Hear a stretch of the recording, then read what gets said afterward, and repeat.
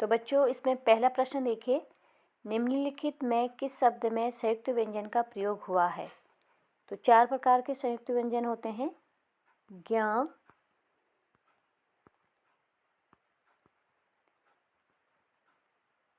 अक्ष, त्र और स्र। तो हम शब्द पढ़ेंगे, वर्ण, मानव, क्षत्रप, ऋषि। तो ध्यान से देखिए, क्षत्रप शब्द में संयुक्त व्यंजन का प्रयोग किया गया है। 4 प्रकार के संयुक्त व्यंजन हैं, क्षत्रप शब्द में संयुक्त व्यंजन का प्रयोग हुआ है। तो इसका आंसर होगा सी। पावन का संधि विच्छेद है। पावन में अयादि संधि है, जिसका संधि विच्छेद होगा पाउ धन अन, पावन। इसका सही उत्तर ए होगा। तीसरा प्रश्न देखिए, व्यंजन से स्वर अथवा व्यंजन के मेल से उत्पन्न विकार को कहते हैं। व्यंजन से व्यंजन का मेल या व्यंजन से स्वरों का मेल व्यंजन संधि कहलाता है। निम्न में शुद्ध शब्द है, इनमें से शुद्ध शब्द है दुर्दशा। तो इसका डी उत्तर सही होगा। किस वाक्य में विस्मयादिबोधक चिन्ह का प्रयोग हुआ है। मैं आदमी हूँ। तो इस वाक्य में देखिए, किसी भी प्रकार का चिन्ह का प्रयोग नहीं हुआ है। क्या आप नैनीताल से आ रहे हैं। तो प्रश्नवाचक चिन्ह का प्रयोग हुआ है। वाह, तुमने तो कमाल कर दिया। वाह, वाह के बाद देखिए विस्मयादिबोधक चिन्ह का प्रयोग हुआ है। तो सी इसका सही उत्तर होगा। छठा प्रश्न देखिए, जिससे किसी विशेष वस्तु, भाव और जीव के नाम का बोध हो उसे कहते हैं। देखिए यहाँ नाम का बोध हो, तो नाम का बोध कराने वाले शब्दों को हम संज्ञा कहते हैं। तो इसका सही उत्तर ए, संज्ञा। हिमालय से गंगा निकलती है, वाक्य में प्रयुक्त कारक। तो बच्चों 8 प्रकार के कारक होते हैं। कर्ता ने, कर्म को, करण से, द्वारा, संप्रदाय को, के लिए, अपादान से। तो ध्यान से देखिए, करण और अपादान, करण से और अपादान से दोनों के चिन्ह जो हैं से होते हैं। तो यहाँ पर हिमालय से गंगा निकलती है, तो गंगा हिमालय से निकल गई। तो यहाँ पर जो है इसमें जो होगा अपादान कारक होगा, क्योंकि गंगा के अलग होने का बोध हो रहा है, तो इसमें अपादान कारक है। नायक का स्त्रीलिंग रूप होगा नायिका। निम्न में से कौन सा वाक्य सकर्मक क्रिया का उदाहरण है। तो बच्चों जो सकर्मक क्रिया होती है, ऐसी क्रिया जिसका फल कर्ता पर न पड़कर कर्म पर पड़े, उसे सकर्मक क्रिया कहते हैं। तो यहाँ देखिए, सवेरा हुआ, इसमें जो कर्म हो रहा है, हुआ, होने का काम हो रहा है, तो इसमें कर्ता पर इसका प्रभाव नहीं पड़ रहा, तो ये सकर्मक क्रिया नहीं होगी। वह गया, वह शर्माता है। अगला वाक्य है, मैं घड़ा भरता हूँ। मैं भरता हूँ, घड़ा भरता हूँ, भरने का काम हो रहा है, क्रिया हो रही है भरता हूँ, भरने का काम, क्या भरता हूँ, घड़ा। तो यहाँ पर कर्ता है मैं पर कर्म का कोई प्रभाव नहीं पड़ रहा है, तो इसमें जो है सकर्मक क्रिया हो गई, मैं घड़ा भरता हूँ। ये उसका उदाहरण है। अगला प्रश्न देखिए, वाक्य में क्रिया का फल जिस शब्द पर पड़े उसे कहते हैं। तो ये परिभाषा है आपकी सकर्मक क्रिया की। वाक्य में क्रिया का फल जिस शब्द पे पड़ता है उसे कर्म कहते हैं। तो बच्चों अगला प्रश्न देखिए, भाववाचक संज्ञा का उदाहरण है मित्रता, दूध, भारतीय, भूकंप। तो भाव, मित्रता शब्द से भाव का की पहचान हो रही है, तो भाववाचक संज्ञा है मित्रता में। तो इसका उत्तर सही होगा ए। तत्सम शब्द हैं आग, मोर, नौ, चार। तो 9 शब्द इसमें तत्सम शब्द है। निम्नलिखित में से किस शब्द में उपसर्ग का प्रयोग नहीं हुआ है। तो हमने इसमें देखना है कि किस शब्द में उपसर्ग का प्रयोग नहीं हुआ है। तो शब्द के पूर्व में उपसर्ग शब्द लगते हैं। तो पहला वर्ड देखिए उत्तम। उत्तम शब्द में उत उपसर्ग का प्रयोग हुआ है। आगमन। आगमन में आ शब्द का आ उपसर्ग का प्रयोग हुआ है। विज्ञान। विज्ञान शब्द में वी उपसर्ग का प्रयोग हुआ है, परंतु गायक में किसी भी प्रकार के उपसर्ग का प्रयोग नहीं हुआ है, तो इसका डी उत्तर सही होगा। कौन सा विग्रह तत्पुरुष समास का उदाहरण नहीं है? लंबा है उदर जिसका, पाप और पुण्य, बिना भय का, बल से हीन। तो बल से हीन में तत्पुरुष समास का उदाहरण नहीं है। अगला देखिए, अग्नि का पर्यायवाची नहीं है। पावक, आग, अनिल। अनिल बच्चों हवा को कहते हैं, तो अनिल जो है अग्नि का पर्यायवाची शब्द नहीं है। अगला प्रश्न देखिए 16वां। कौन सा युग्म सही सुमेलित नहीं है? किरण, रश्मि। किरण रश्मि को कहते हैं। गेह घर, कपड़ा अंबर, गणेश पुरंदर।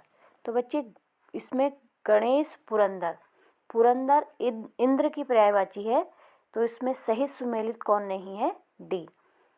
विलोम शब्द का कौन सा युग्म सही नहीं है? आय का व्यय, अमृत का सुधा, धनी निर्धन, रात दिन। तो अमृत का सुधा ये विलोम शब्द नहीं है, तो इसलिए ये युग्म सही नहीं है, तो इसका उत्तर बी सही होगा। एक पंथ दो काज मुहावरे का अर्थ होता है एक साथ दो लाभ प्राप्त करना। ए इसका सही उत्तर होगा। साग भाजी का भोजन करने वाले को क्या कहते हैं? शाकाहारी। हिंदी दिवस भारत में कब मनाया जाता है? 14 सितंबर को। तो बच्चों 21 से 25 प्रश्न जो हैं गद्यांश से दिए गए हैं। गद्यांश को ध्यानपूर्वक पढ़कर उन प्रश्नों के सटीक उत्तर देने हैं। गद्यांश देखिए। किसी तालाब में एक बातूनी कछुआ रहता था। उसी तालाब के किनारे दो हंस भी रहते थे। वे तीनों आपस में मित्र थे। एक बार प्रचंड गर्मी के कारण तालाब का पानी सूख गया। हंस दूसरे तालाब पर उड़कर जाने को तैयार हो गया। कछुआ भी तैयार था, किंतु उसे ले जाने की समस्या थी। कछुए ने उपाय बताया कि दोनों हंस अपनी चोंच में एक लकड़ी के सिरों को पकड़ लेंगे और वह उस लकड़ी को अपने मुंह से पकड़ लेगा और फिर तीनों मित्र दूसरे तालाब पर पहुंचकर एक साथ ही तालाब पर रहेंगे। हंसों ने कहा कि यह उपाय तो अच्छा है, किंतु बातूनी होने के कारण तुम रास्ते में बातें मत करने लगना, वरना तुम नीचे गिरकर मर जाओगे। कछुए ने कहा कि वह मूर्ख नहीं है, वह अपने पैर पर स्वयं कुल्हाड़ी क्यों मारेगा। योजनानुसार वे उड़ गए। रास्ते में कुछ लोगों की बातें सुनकर कछुआ बोल पड़ा और नीचे गिरकर अपने प्राण गंवा बैठा। इस कहानी से हमें शिक्षा मिलती है कि हमें कभी की भी फालतू बातों में न पढ़कर अपने लक्ष्य की तरफ ध्यान देना चाहिए। तो ये गद्यांश है, इससे पढ़कर कुछ प्रश्न दिए गए हैं। 3 मित्र कौन कौन थे? 2 हंस और एक कछुआ, 1 हंस और 2 कछुए, 1 बगुला, 1 हंस, 1 कछुआ, 2 बगुला और 1 हंस। तो बच्चों इसमें 2 हंस और 1 कछुआ 3 मित्र थे, तो इसका ए उत्तर सही होगा। दूसरे तालाब में किसको ले जाने की समस्या थी? तो कछुए को दूसरे तालाब में ले जाने की समस्या थी, इसका बी उत्तर सही होगा। तालाब का पानी क्यों सूख गया? बहुत ठंड के कारण, बहुत वर्षा के कारण, प्रचंड गर्मी के कारण। तो इसका सी उत्तर सही होगा। हंसों ने कहा कि उपाय तो अच्छा है, पर तुम चालाक होने के कारण रास्ते में बात नहीं करना। तुम मूर्ख होने के कारण रास्ते में बात नहीं करना। तुम बुद्धिमान होने के कारण रास्ते में बात नहीं करना। तुम बातूनी होने के कारण रास्ते में बात नहीं करना। तो डी इसका सही उत्तर है। अपने पैर पर कुल्हाड़ी स्वयं मारने का अर्थ है अपना कार्य स्वयं करना, अपना फायदा करना अपना नुकसान स्वयं करना या स्वयं कुल्हाड़ी मारना। तो अपना नुकसान स्वयं करना इसका सही उत्तर होगा। तो बच्चों अगला प्रश्न देखिए 26। 33 इंटू 3 प्लस 33 डिवाइडेड बाई 3, यानी 33 इंटू 3। तो 33 इंटू 3 होगा 99 प्लस 33 डिवाइडेड बाई 3 यानी 33।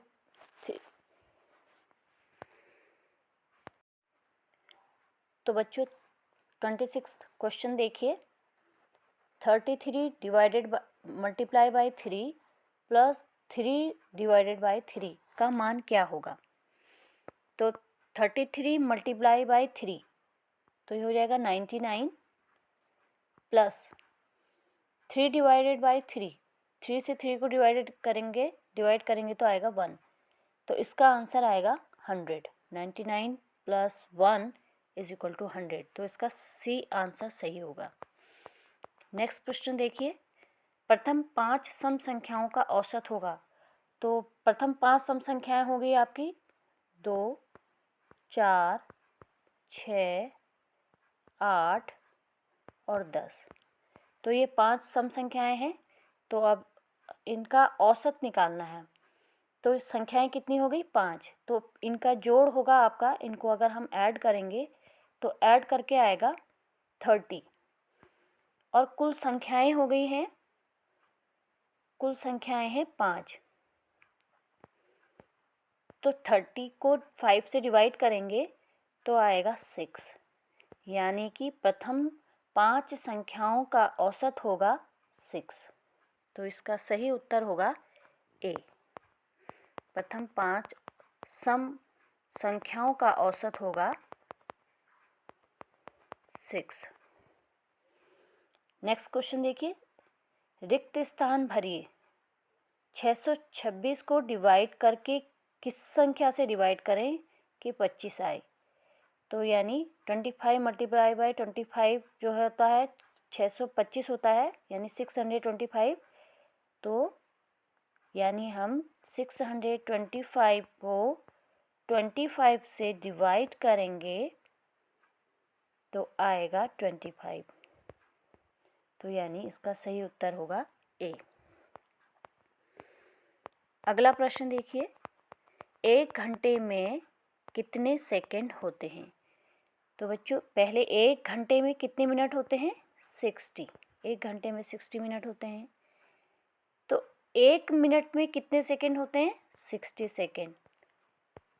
तो 1 घंटे में कितने सेकंड हो गए 3600, यानी 3600। इसका डी उत्तर सही होगा। अगला प्रश्न देखेंगे, प्रश्न संख्या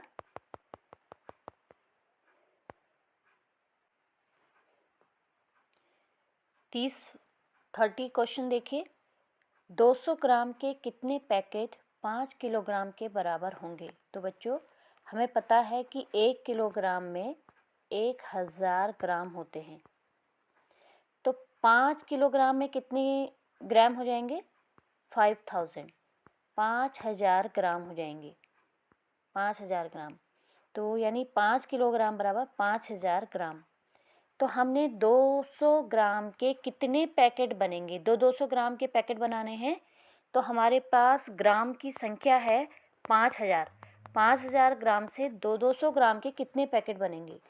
तो 5000 ग्राम टोटल है हमारे पास, उसमें से हमने 200 ग्राम के पैकेट बनाने हैं। तो डिवाइडेड बाय 200 ग्राम।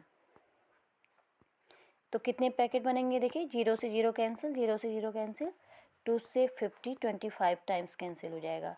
तो यानी कि 200 ग्राम के 25 पैकेट बनेंगे। तो इसका बी उत्तर सही होगा। क्वेश्चन नंबर 3 का बी आंसर सही होगा। अब देखिए क्वेश्चन नंबर 31। क्वेश्चन है 7.5 30 का कितना प्रतिशत होगा।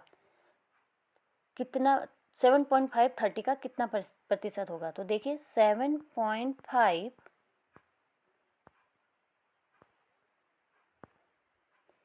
Divided by 30 multiply by 100।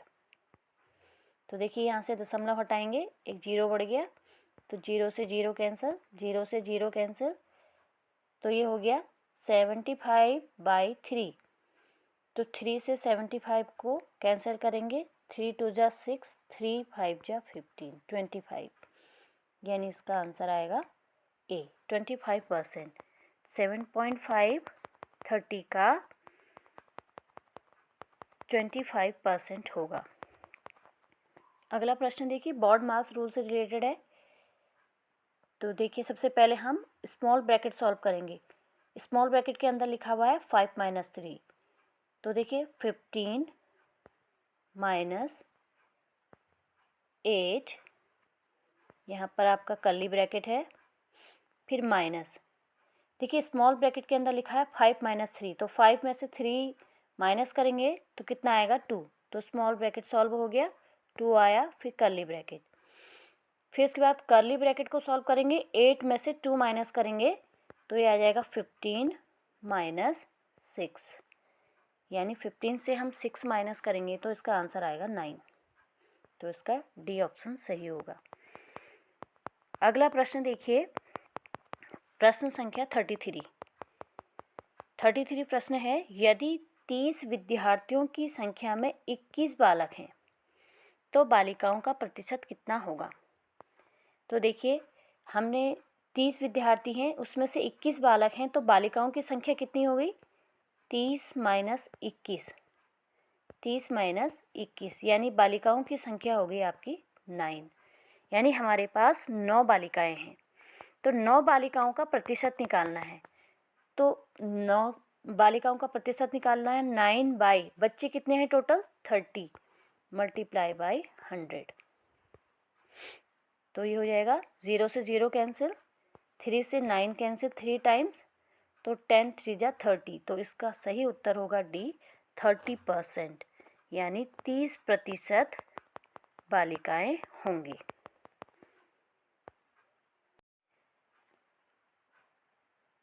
प्रश्न संख्या 34 देखिए, 2.56 किलोग्राम का मान ग्राम में होगा। तो हमें किलोग्राम को ग्राम में बदलना है। तो बच्चों आपको पता होगा कि किलोग्राम को ग्राम में बदलने के लिए 1000 से मल्टीप्लाई करते हैं, यानी 2.56 को हमने ग्राम में बदलना है, तो इसकी मल्टीप्लाई हो जाएगी 1000 से।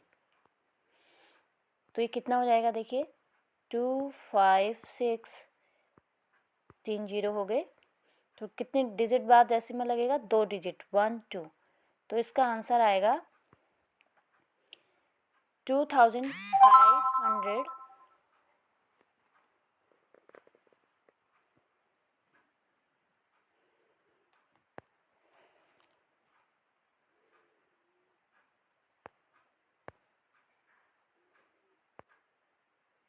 क्वेश्चन नंबर 34 देखिए, 2.56 किलोग्राम का मान ग्राम में होगा। तो किलोग्राम को ग्राम में कन्वर्ट करना है। तो किलोग्राम को 1 किलोग्राम में 1000 ग्राम होते हैं, तो 2.56 किलोग्राम में कितने ग्राम हो जाएंगे, मल्टीप्लाई बाय 1000।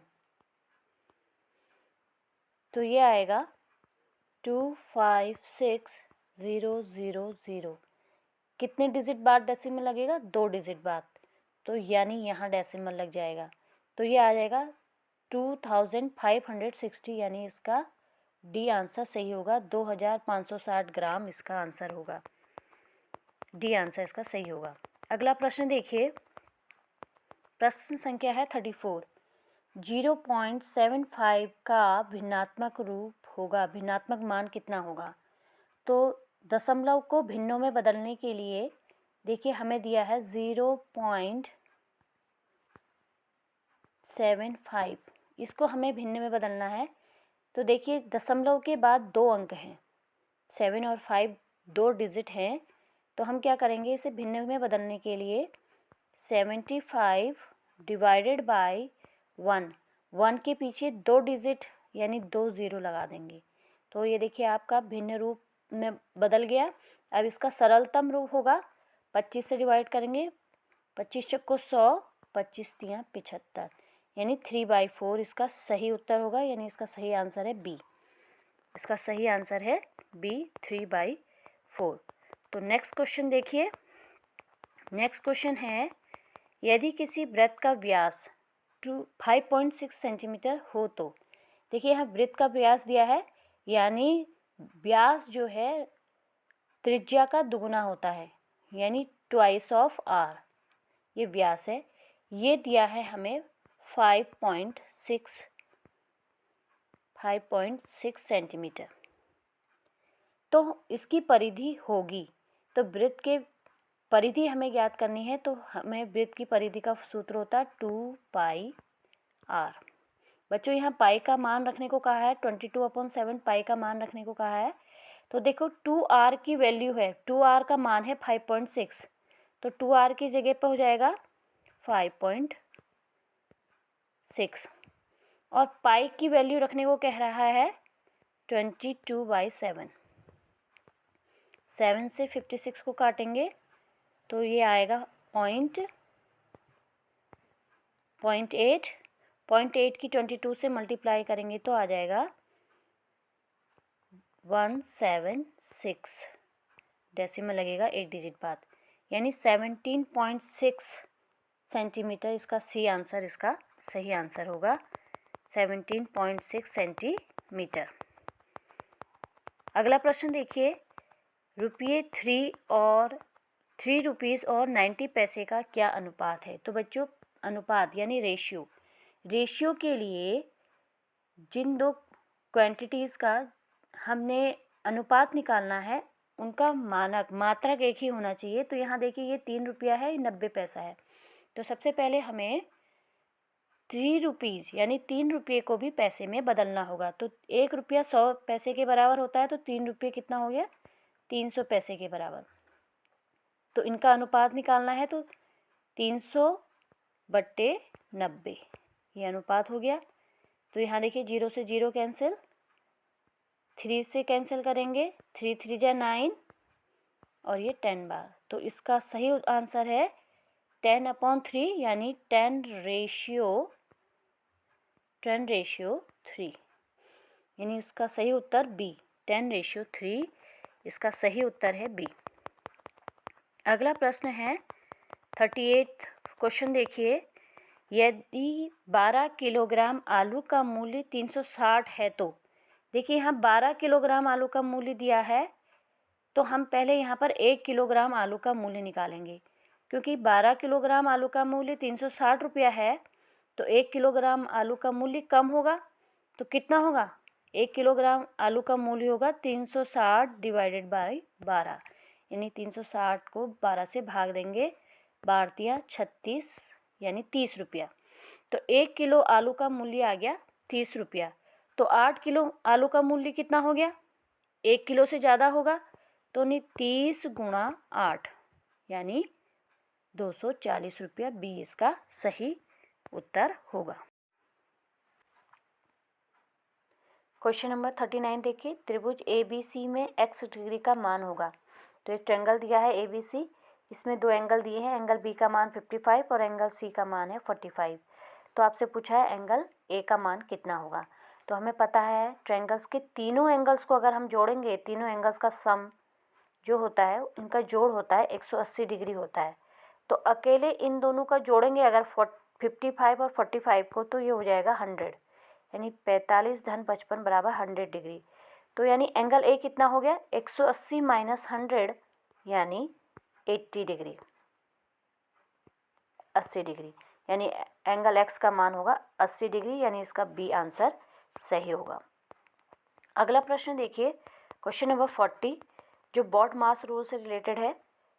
तो बॉड मास रूल देखिए, BODMAS बॉड मास।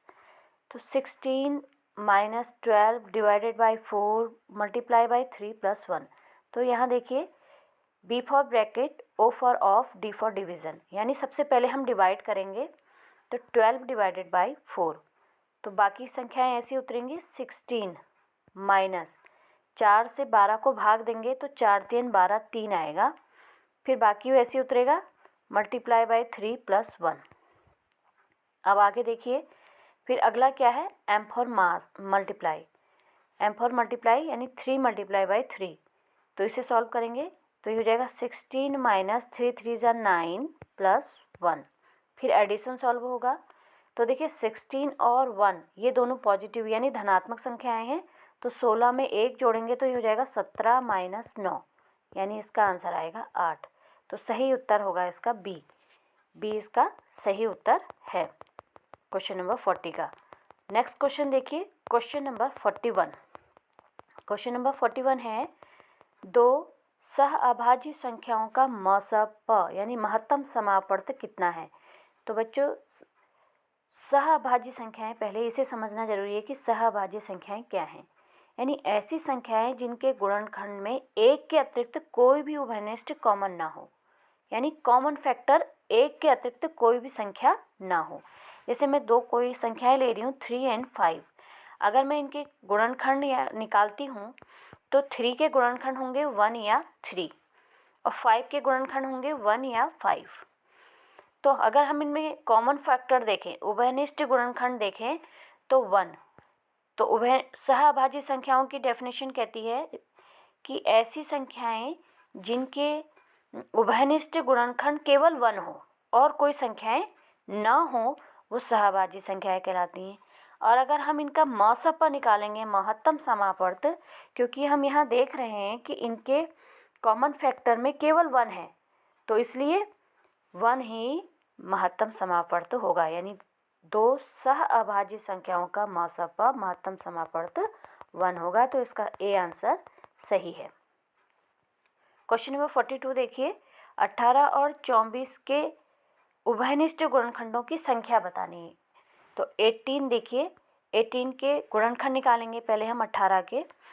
तो ऐसी संख्याएं जिनसे 18 डिवाइड हो जाता है, यानी जिनके टेबल्स में 18 आता है, 18 आता है, वो कौन कौन से हैं ये सोचिए। जैसे 1 से 18 को हम डिवाइड कर सकते हैं, ऐसी 2, फिर 3, फिर 6, नेक्स्ट 9 और लास्ट है 18। तो 1 2 3 6 9 और 18 के गुणनखंड हैं। ऐसे ही 24 के गुणनखंड निकालेंगे हम। 24 के गुणनखंड होंगे 1 2 3 4 के बाद 6, फिर 8 12 और 24। अब हमें ये निकालना है कि 18 और 24 के उभयनिष्ठ गुणनखंडों की संख्या बतानी है।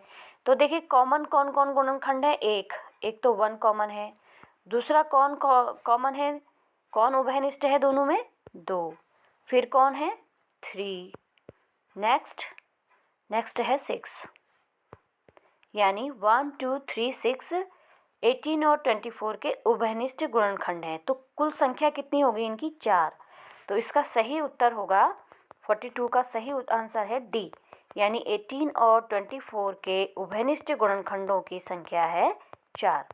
सही आंसर डी है। प्रश्न संख्या 43 देखिए, आपको यहाँ एक श्रेणी दी गई है 3 4 6 9 एंड 13। तो आपसे पूछा गया है कि अगली संख्या कौन सी होगी। अगर हम इन पदों को ध्यान से देखें तो 3 और 4 के बीच का जो डिफरेंस है, अंतर है, वो 1 है। ऐसी 4 और 6 के बीच का अंतर 2 है, इनके बीच का डिफरेंस अगर हम निकालेंगे तो 2 है। ऐसे 6 और 9 के बीच का अंतर 3 है। ऐसे 9 और 13 के बीच का अंतर 4 है। तो यानी अगला जो पद आएगा उसमें उसके और 13 के बीच में जो अंतर होगा वो होगा 5, यानी 13 + 5 अगला जो पद होगा वो होगा 18। तो 43 का सही आंसर है ए, 18 इसका सही आंसर होगा। अगला क्वेश्चन 44 देखिए, आपको संख्या दी गई है 4 5 6 7 एंड 8। इसमें आपको 6 के स्थानीय मान एवं आंकिक मान का अंतर निकालना है। तो देखिए 6 का स्थानीय मान तो हो जाएगा 600 क्योंकि इकाई, दहाई, सैकड़ा, 1 सैकड़ा 100 का होता है, तो 6 सैकड़े 600 की। और आंकिक मान बच्चों वही होता है जो उस अंक का मान होता है, यानी 6 का आंकिक मान हो जाएगा 6। तो इसका हमें निकालना है अंतर निकालते हैं घटा के। तो 600 से 6 घटाएंगे तो ये आएगा 594। तो इसका सही आंसर होगा बी, यानी 594 इसका सही आंसर होगा। अगला प्रश्न देखिए, 12,000 रुपये का 4% वार्षिक ब्याज की दर से 2 वर्ष का साधारण ब्याज कितना होगा। तो देखिए, साधारण ब्याज का सूत्र होता है साधारण ब्याज बराबर मूलधन गुणा दर गुणा समय बट्टे 100, ये इसका सूत्र है। तो देखिए, यहाँ मूलधन कितना दिया है 12,000 रुपये का, यानी मूलधन हो गया हमारा 12,000 रुपया। 4 वर्ष का यानी समय है 4 वर्ष, 4% वार्षिक दर, तो दर दी गई है 4%। समय कितना है 2 वर्ष, समय की जगह पे 2 वर्ष, तो बट्टे हो गया 100। अब हम इसे सॉल्व करेंगे। देखिए, 0 से 0 कैंसिल हो गए ये, तो हमारे पास कितना बचा 12 गुणा 4 गुणा, सॉरी एक 0 यहाँ मिसिंग है, तो 120 गुणा 4 गुणा 2, यानी 4 दूनी 8, 12 अट्ठे 96, यानी 960 रुपया, यानी डी इसका 45 वाले प्रश्न का डी आंसर सही है 960 रुपया। तो साधारण ब्याज होगा 960 रुपया। नेक्स्ट क्वेश्चन देखिए क्या है, समबाहु त्रिभुज के प्रत्येक कोण का मान होगा। तो देखो, समबाहु त्रिभुज यानी ऐसा त्रिभुज जिसके बाहु भुजाएं समान हो, तो ऐसे समबाहु त्रिभुज के कोणों का मान कितना होता है। तो क्योंकि हमें पता है कि त्रिभुज के तीनों कोणों का योग जो है 180 डिग्री होता है, और इसके तीनों भुजाएं भी समान हैं, तो इनके ये तीनों कोण भी समान होंगे, यानी ये 60-60 डिग्री के होंगे, यानी समबाहु त्रिभुज के प्रत्येक कोण का मान 60 डिग्री होगा, यानी इसका बी आंसर सही है, 46 का बी आंसर। प्रश्न संख्या 47 देखिए, 16, 80 और 48 का लसापा निकालना है, लघुत्तम समापवर्तक। तो इसका सबसे पहले 16 का हम फैक्टर निकालेंगे। 16 के फैक्टर होंगे हमारे 2 इंटू 2 इंटू 2 इंटू 2, ये 16 के फैक्टर हो गए। ऐसे ही 80 के हम फैक्टर निकालेंगे, तो ये आएंगे 2 इंटू 2 इंटू 2 इंटू 2 इंटू 5। फिर उसके बाद 48 के हम फैक्टर निकालेंगे, तो ये आएगा 2 इंटू 2 इंटू 2 इंटू 2 इंटू 3। अब इनके कॉमन फैक्टर देखेंगे, 2 2 2, फिर नेक्स्ट 2 और 3 इंटू 5। तो इन सबको मल्टीप्लाई करेंगे, 2 2 जा 4, 4 2 जा 8, 8 2 जा हो गया 16, 16 मल्टीप्लाई बाय 15, यानी 16 मल्टीप्लाई बाय 15, तो इसका आंसर आएगा 240, यानी कि इसका आंसर है 240, यानी सी इसका सही आंसर होगा। 16, 80 और 48 के लसापा यानी लघुत्तम समावर्तक का मान है 240, सी। नेक्स्ट क्वेश्चन देखिए, रोमन संकेत पद्धति में सी का मान है। तो बच्चों, सी को कहते हैं 100।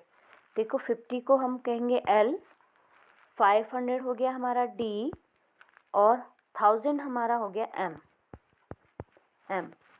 तो सी का मान क्या है, सी का मान है रोमन संख्या में 100, तो इसका बी आंसर सही है। नेक्स्ट क्वेश्चन देखिए, वृत्त का व्यास होगा।